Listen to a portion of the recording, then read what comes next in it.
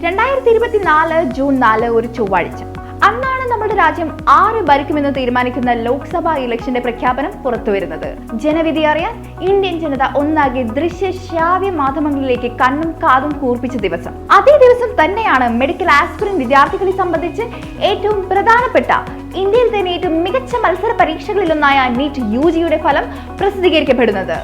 ഇതുവരെ കാര്യമായ പരാതികളും ഒന്നുമില്ലാതെ കുറ്റമറ്റ രീതിയിൽ നടത്തപ്പെട്ടുകൊണ്ടിരുന്ന പരീക്ഷയുടെ ഫലങ്ങളിൽ അസാധാരണമായ ചിലത് പ്രകടമായി. അതിൽ ഏറ്റവും പ്രധാനപ്പെട്ടത് മാർക്ക് സംബന്ധിച്ച് തന്നെയായിരുന്നു.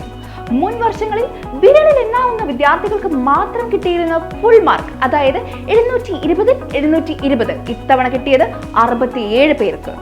അതും മുൻപെങ്ങുമില്ലാത്ത വിധം ഗ്രേസ് മാർക്കോട് കൂടി.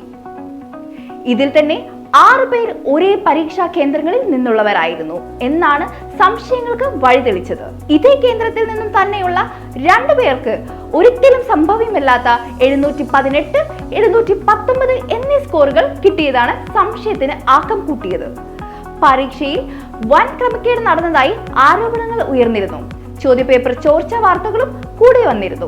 ഒരു മെഡിക്കൽ ജോലി ലക്ഷ്യം വെച്ച് രാവും പകലും ഉറക്കമഴിച്ചു പഠിച്ച വിദ്യാർത്ഥികൾക്ക് വലിയ മെന്റൽ ട്രോമയാണ് ഇതൊക്കെ സമ്മാനിച്ചത്. ഇതിനിടെ തന്നെ ഗ്രേസ് മാർക്ക് ലഭിച്ച വിദ്യാർത്ഥികൾക്ക് ഒരു പരീക്ഷ നടത്തുമെന്ന അറിയിപ്പും വന്നെങ്കിലും പരീക്ഷയുടെ നടത്തിപ്പിന്റെ ചുമതല NTA വിശ്വസ്തത സംശയത്തിന്റെ നിഴലിൽ തന്നെയായിരുന്നു.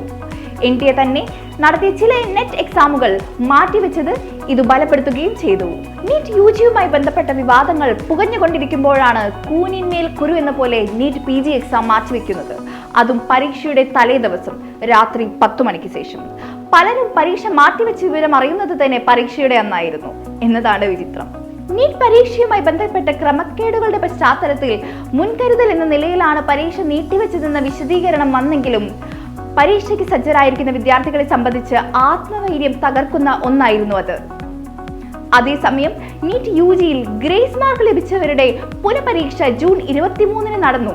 പക്ഷേ 1563 പേരുണ്ടായിരുന്ന ഈ റീനീറ്റ് ടെസ്റ്റിന് 813 വിദ്യാർത്ഥികളാണ് പങ്കെടുത്തത്. ജൂൺ 30 പുറത്തു വന്ന ഇതേ ഫലം പരീക്ഷാ ക്രമക്കേടുകളുമായി ബന്ധപ്പെട്ട ആരോപണങ്ങളെ ബലപ്പെടുത്തുന്ന ഒന്നായിരുന്നു.